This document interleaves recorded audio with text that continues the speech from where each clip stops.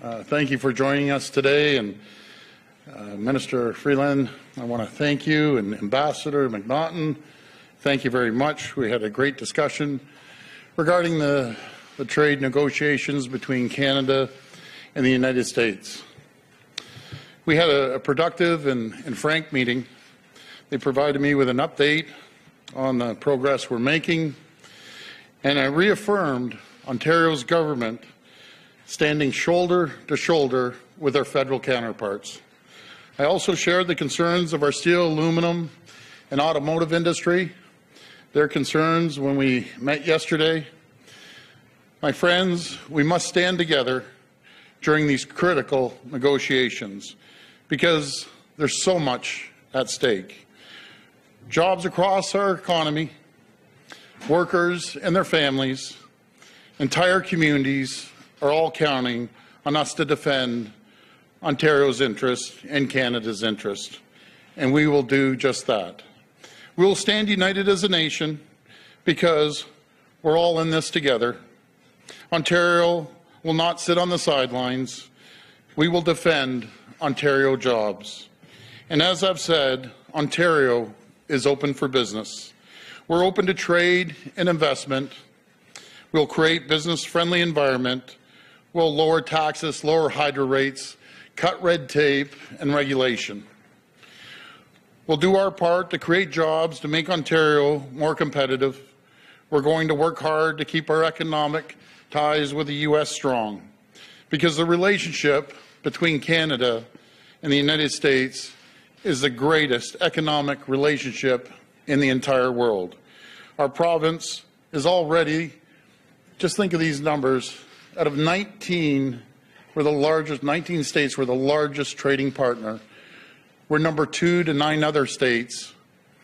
And these numbers are staggering. We trade $390 billion. Ontario alone does trade of $390 billion a year in 2017. That's roughly about 55% of overall trade that we do with the United States.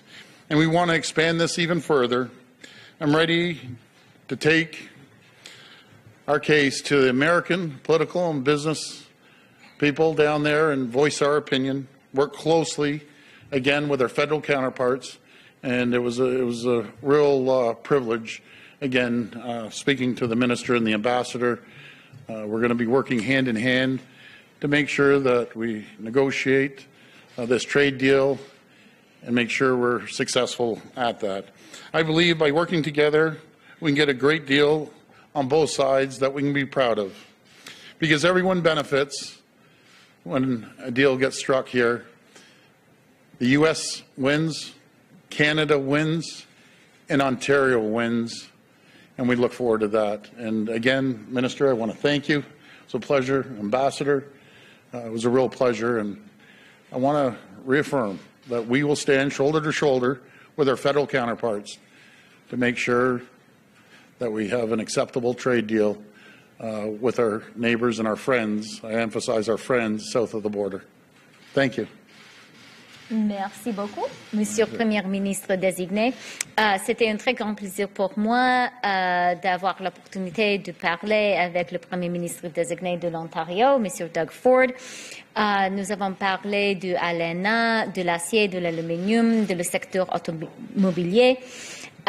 Et j'apprécie beaucoup l'appui du côté du Premier ministre désigné Doug Ford pour la position canadienne. So thank you very much, Premier Designate Doug Ford. We had a very good conversation, a long, substantive conversation, and I said to the Premier Designate how much I appreciate the strong position he has taken, as you have just heard, expressing a shoulder-to-shoulder solidarity with the federal government, and I would really like to thank him for that. And I would like to thank all of Canada's premiers. This is a very important negotiation for Canada. The Canada-U.S. economic relationship is an important relationship. And one of the things which has been so valuable to Canada as we have gone into these conversations, is the fact that Canada is playing as a totally united team. That is absolutely essential. That is a powerful message for all Canadians, and it's a powerful message for Americans. And in fact, I was very glad I was in Washington this morning with Ambassador McNaughton, and I met this morning with Ambassador Lighthizer, the USTR, to continue our NAFTA conversations. And he asked me about the election in Ontario, and I was really glad to be able to say to him that I was coming back to Toronto this afternoon. I would be meeting with the Premier-designate, and that we have, and I'm confident will continue to have, a very strong united position. Great. Thank you. Questions one at a time here at the mic. Please step up. Lauren Pelly, CBC News. Mr. Ford, there's growing concern in Toronto about what a change in government could mean for the support for harm reduction efforts in the city amid the ongoing deaths from opioids. Will your government continue to support those efforts that are already in place? Well, I've always said, I've said it throughout the election and leadership, we are putting $1.9 billion into mental health, addiction, and housing support. My personal opinion is that we have to make sure that we get help for people, and I'm going to consult with doctors and professionals and get their input. Safe injection sites, though, is that part of that? Again, I'm going to get my advice from our medical teams, professionals in the industry. I think I've been clear on my stance about that. But again, hopefully we'll get matching money from the feds.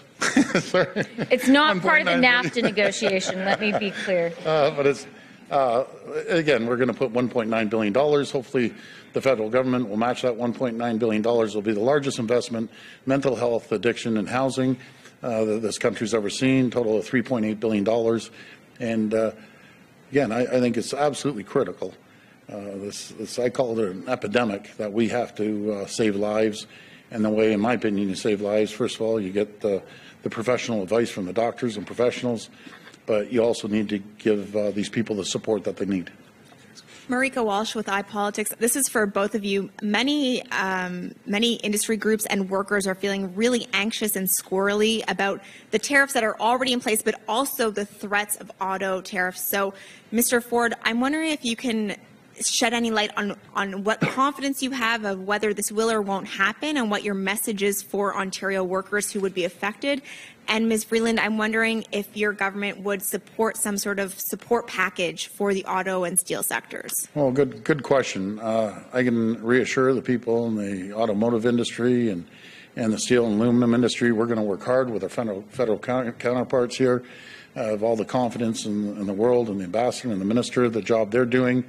And I wouldn't, I would first, let's see what happens here before we make any commitments. But we're going to have a strong voice, and I'm going to be working closely with the 19 governors down in the U.S., especially with the midterms coming up. I'll be working hard to get our message across.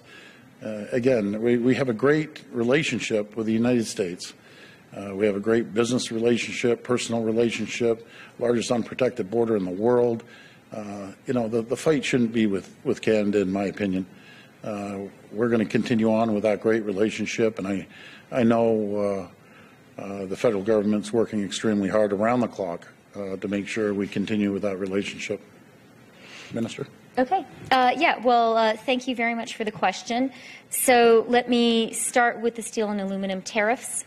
As Canadians are well aware, those illegal Section 232 tariffs are already in force. They have come into effect not only with regards to Canada, but also the EU and Mexico. Canada has announced its retaliation list. We are currently in a consultation period, and that was one of the issues that we discussed in this meeting. That consultation period is important. It is giving stakeholders an opportunity to share with us views on what should and should not be on the list. It is giving provinces, as we just discussed today, an opportunity to share what should and should not be on the list. So that's an important process. We are working very, very energetically on that. And we have also been extremely clear, as I was today in my conversation with Ambassador Lighthizer, as we have been publicly clear many, many times, that on July 1st, Canada's retaliation list will come into effect. And I want to be clear with Canadians, this is a perfectly reciprocal, measured response. Also important, I think, for Canadians to appreciate that we are working in very close consultation with our allies. I speak to Cecilia Malmström, the EU Trade Commissioner, extremely regularly. I spoke to her again today. So we are doing this in concert with our allies. We've also raised cases both at the WTO and at NAFTA. And at the WTO, in addition to the Canadian case, the EU has raised a case, Mexico has raised a case, Japan has raised a case, Norway has raised a case, Thailand has raised a case. So this is now really the reality that the world is saying this action from the United States is illegal and unjustified, and we're making that case. Okay, next question. Justin Giovanetti from the Globe and Mail. Minister Freeland, can you tell us how close are you to bridging the auto parts, the auto section of NAFTA, which seems to be the main sticking point in talks right now? That's a really good question. And we did talk both with the Premier-designate. We spoke a lot about autos and rules of origin, and I discussed that with Ambassador Lighthizer today. NAFTA is a trilateral deal, and when it comes to rules of origin, there are some important conversations that have to be had with Mexico. Those conversations are happening. I feel that we have made, over the past months, really since January, when Canada put forward some creative ideas, the U.S. responded to them in a productive way in March. And I think since then, we have made really significant progress on the rules of origin. It may sound to people like that's a long time, but this is very, very, very complicated. It is fiendishly complicated, as anyone in Ontario's auto industry will tell you. So I think good progress has been made to date. It's something I discussed with Ambassador Lighthizer, and we talked about a plan to work on and hopefully conclude that part of the negotiation. Okay, next question. Hi, Megan Fitzpatrick from CBC News. I have a two-part question for Mr. Ford and one question for Minister Freeland. Wow. Yeah. Three. I got to three put them all in one That's shot. pretty good. Mr. Ford, you were talking about Ontario being open for business. Yesterday, you were talking, and you just outlined again some of the measures you intend to take to make Ontario more competitive, and that includes tax cuts, corporate tax cuts. And you campaigned on a message of relief is on its way. But in your platform, those tax cuts aren't set to come in until year 2 or 3 of your mandate. So I'm wondering why that is. If you're promising relief to the Ontario business community, why not do those tax cuts right away? And you were speaking a minute ago about reassuring workers in the auto industry and the steel industry and so on. Why weren't there any representatives of workers at the meeting yesterday? Why were those only industry representatives and no union representatives? And Minister Freeland, you were saying that this is useful to have Mr. Ford standing shoulder to shoulder, sign of solidarity. But beyond that, this meeting today and this show of support, are there any concrete actions you would like to see Mr. Ford take in terms of lobbying the American administration, officials? I mean, what advice do you have for him as he takes on this big challenge in just a few weeks? So, Who wants to go Mr. Ford, first? why don't you start?